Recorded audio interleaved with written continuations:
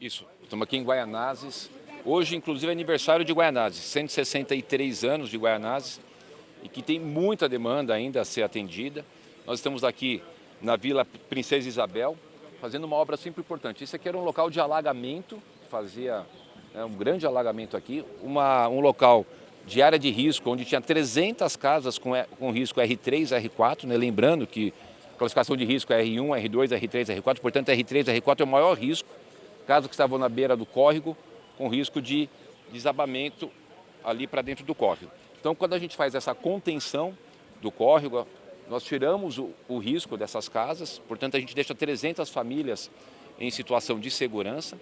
Estamos fazendo também a obra aqui de um pontilhão que vai interligar os dois lados do bairro, que ele era cortado aqui pelo córrego, esse trecho aqui do córrego Itaquera, e também um parque linear, que é de fundamental importância, porque o parque linear, além dele trazer para as pessoas um local para fazer atividades de lazer, esporte, vai ter quadra, pista de skate, local de caminhada, aparelho de ginástica, enfim, uma boa estrutura, você também evita uma ocupação no local que não é ideal, né? Se você cuida dessa área, faz dali um parque, você evita que tenha invasão nessas áreas, ocupação nessas áreas e que depois passe essas casas pela sua necessidade habitacional, construindo barracos ali, passa a ser uma área de risco. Então a gente realmente faz uma obra completa, que é fazer a canalização, tirando a área de risco, fazendo um pontilhão, parque linear, muito importante para essa região aqui, eliminando aqui as enchentes que tinham nessa região aqui do córrego Itaquera, em especial aqui na Vila Princesa Isabel, em Guaianazes. Prefeito, queria mudar de assunto, perguntar sobre as ruas de paralelepípedos na cidade. A gente tem recebido, começou a ser comum a gente receber mensagem de moradores que se surpreendem com o asfaltamento e começam a se mobilizar pedindo para não ter o asfaltamento porque eles gostam do paralelepípedo pela paisagem, que já estão acostumados, mas também por causa da drenagem, por causa da velocidade dos carros na rua, que acaba sendo menor. Eu queria entender como é que está a política da prefeitura para isso, né? Se a ideia é asfaltar todas as ruas, se tem um número de ruas a serem asfaltadas, se tem uma possibilidade de ter uma conversa com esses moradores, já que está acontecendo isso sistematicamente com a gente. Olha, nós fizemos uma licitação em separado para cuidar das ruas de paralelo, o que eles chamam, né, paralelepípedo, eles chamam lá tecnicamente de rua de paralelo. São várias ruas que foram identificadas com a necessidade de fazer a cobertura por uma massa de asfalto. Já houve situações dos moradores pedirem para a prefeitura não fazer essa obra. E a gente parou, identificou que poderia não ser necessário e a gente parou. Evidentemente, nós estamos sempre abertos. O que a gente sempre tem numa cidade desse tamanho é um grupo de pessoas que às vezes é a favor e um grupo de pessoas que é contra. Então, e a gente às vezes tem que optar pela vontade da maioria. Vou te dar um exemplo muito claro, ali naquela região de Moema. É uma rua, é um bairro basicamente feito de rua de paralelo. E que necessita, a gente está fazendo, como também a gente fez em Perdizes, várias ruas ali, fazer, não é o recap, na verdade ali a gente está fazendo um cap para poder melhorar essa questão das vias de paralelepípedo. Mas nós estamos sempre abertos, havendo a necessidade de interromper alguma rua prevista para fazer esse recapeamento de ruas de paralelepípedo, a gente está aberto. Como eu te disse, já tiveram ruas que aconteceu isso, tá? Agora, a gente só precisa ter essa questão muito clara. Às vezes você tem um grupo pequeno que não quer, você tem um grupo grande que quer e é necessário sempre prevalecer a vontade da maioria, né? Então, só preciso tomar um pouco de cuidado com relação a essas demandas, que a gente tem observado isso em várias situações. Mas, em síntese, é uma ação importante da prefeitura de corrigir ruas de paralelo, mas estamos sempre abertos para escutar a população. A vontade da população, a vontade da maioria da população é que sempre vai prevalecer. Tá, a partir dessa resposta, assim, duas dúvidas.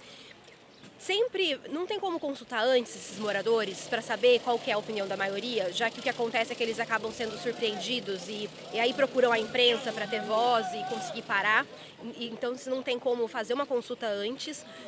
E a outra dúvida é se não tem como também manter esses paralelepípedos. Eu queria saber se a prefeitura hoje tem assim, capacidade técnica de manter esses paralelepípedos.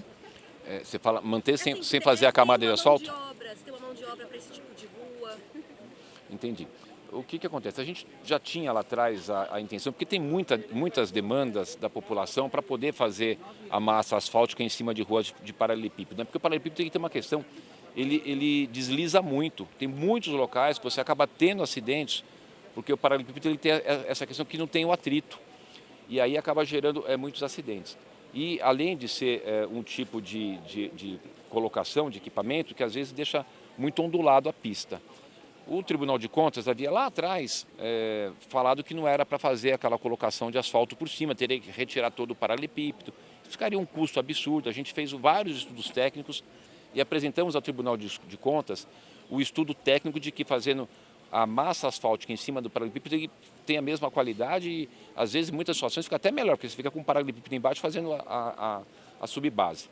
Então, com relação a conversar com a comunidade, toda a demanda que chega para a gente vai lá atender. Quando a prefeitura chega para fazer um recapeamento, para fazer um asfalto novo, para fazer uma massa asfáltica em cima de uma área de paralelepípedo, é porque foi demandado pela comunidade. O que a gente tem muito na cidade, e aí esse é o nosso grande exercício, é de poder estar sempre aberto para o diálogo e entender que a vontade da maioria tem que prevalecer. E aqueles que são minoria, entender que a maioria optou por outra situação. Agora, já aconteceram, eu posso até te passar a relação de ruas, já aconteceu de ruas que a gente foi para fazer o trabalho, a comunidade procurou a prefeitura, nós conversamos, houve uma mudança de entendimento onde a maioria preferiu não ter. Tecnicamente a prefeitura concordou, porque às vezes se você tem uma rua muito íngreme, aí não tem jeito. Aí para uma questão de segurança, você tem que colocar o asfalto para não correr o risco do carro ter deslizamento, acidente, né? Mas dentro das condições técnicas e a maioria da população aprovando, a gente vai seguir. Nós estamos para atender o que a população deseja, né? Esse é o nosso eu pergunto objetivo. da questão se tem capacidade técnica para lidar com a rua, porque o pessoal daquela região dos predinhos da Hípica, eles disseram que não conseguem reparos com a prefeitura, que eles que se organizam e contratam. Então, quando tem um problema num paralelepípedo, eles que se resolvem particularmente ali. Por isso que eu perguntei se tem equipe hoje. Tem toda a subprefeitura, a gente tem as equipes de manutenção de logradouro, que as pessoas fazem esses serviços, né? Como a gente tem equipes para fazer poda. As 32 subprefeituras, todas as 32 subprefeituras têm equipes. A gente aumentou o orçamento das subprefeituras para eles ampliarem as suas equipes, tanto de manutenção de logradouro, como de captação, como de poda, de galeria. Hoje as subprefeituras ainda precisa de mais, mas hoje elas já têm uma infraestrutura muito melhor. Agora, as equipes de manutenção de logradouro das subprefeituras, elas têm capacidade e condições de fazer essa manutenção. Isso talvez não tenha tido o pedido dessa rua, em especial para a subprefeitura lá. Mas eu já vou ligar para o subprefeito e saber por que não fez lá. E aí, prefeito, uma segunda questão é a licitação do lixo, né? Eu queria confirmar se realmente o senhor está aí para optar pela renovação da concessão atual e saber por quê, né? Falar do estudo da FIP, como é que está com o TCM também, aguardando o posicionamento. Tá. Atrapalha? Barulho? Não. Com relação à questão da coleta de lixo.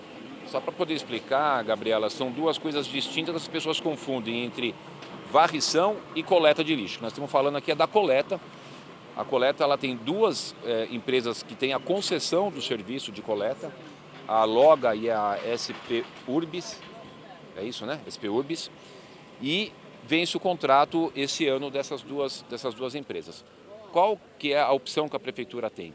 De fazer uma nova licitação ou de renovar esse contrato? E qual que é a decisão da prefeitura e do prefeito se vai fazer uma nova licitação ou se vai renovar o contrato? Qual das duas situações apresenta para a municipalidade a maior vantajosidade, a economicidade? Então são princípios, né, de economia, de vantagem, para a gente poder decidir se renova ou se licita. Quando surgiu a alteração da legislação possibilitando a renovação, a gente fez um grande grupo de trabalho para poder tomar essa decisão, para tomar a decisão mais acertada, qual seja, renovar ou licitar. Por exemplo, nós fizemos seminários com pessoas técnicas de vários locais do mundo para poder discutir tecnicamente. Nós fizemos reuniões na Prefeitura de São Paulo com os técnicos do Tribunal de Contas do município e os técnicos da Prefeitura, onde nessa oportunidade participou o conselheiro João Antônio, que é o relator desse tema, e contratamos um estudo com a FIP, né, que é uma fundação muito conceituada, para que nos dissesse nesse estudo qual seria a vantajosidade entre renovar ou licitar. O resultado do estudo, um estudo longo, é de que seria vantajoso renovar desde que. Aí entra o tal do desde que. a gente pudesse ter as adequações técnicas e financeiras. E quais são as adequações financeiras? É muita coisa, mas aqui, em resumo, o mais importante. Dentro desses 20 anos de contrato, a empresa Loga, ela ficou devendo para a prefeitura. Usar logo um termo que as pessoas tenham uma boa compreensão. Mais de R$ 1 bilhão. Ela teria que pagar para a prefeitura de São Paulo. A EcoUrbis, a prefeitura, ao contrário, ela ficou devendo para a EcoUrbis.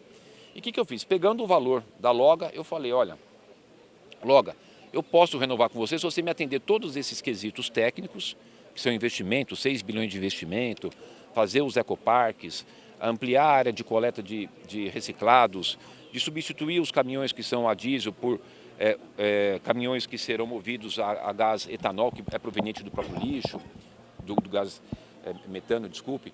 Então, uma série de ações. E a questão financeira, eu falei assim, ó, vocês nos devem 1 bilhão e pouco. Eu quero dar uma multa em vocês de 20%, né, se vocês aceitarem que eu ainda te aplique uma multa de 20% e vocês paguem para a prefeitura.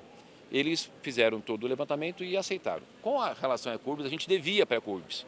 Aí eu cheguei para a EcoUrbis e falei o seguinte, EcoUrbis, a gente deve para vocês 1 bi e pouco. Eu quero pagar desde que vocês me dêem um desconto de 20% e me parcelem. Aí eles foram e aceitaram. Então eles estão dando um desconto daquilo que a prefeitura tem que pagar. E só aí a gente já tem 40%, né, em torno de 400 milhões de vantagem para a prefeitura. E eles aceitaram. Então a gente fez um grande levantamento do ponto de vista técnico para o que será o serviço dos próximos anos e a questão financeira. Identificou que era vantajoso para a prefeitura dar prosseguimento na renovação nessas condições, né, e elaboramos tudo. Eu não precisava, mas eu optei por enviar ao Tribunal de Contas do município para que o tribunal faça a sua análise com relação a esses itens acordados com as duas empresas. O Tribunal de Contas tem feito alguns apontamentos para melhorar ainda essa discussão. Ao final, o Tribunal de Contas, concordando com todos esses itens, a gente renova. Se não houver concordância, a gente solta a licitação. É muito simples e muito objetivo. É bom, é vantajoso para a prefeitura? Renova.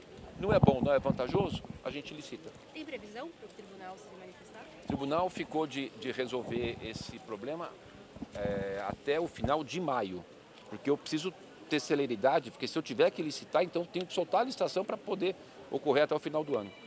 Tá? Então, o que o tribunal nos deu de previsão de calendário é uma resposta com relação à análise dos dois contratos até o final de maio.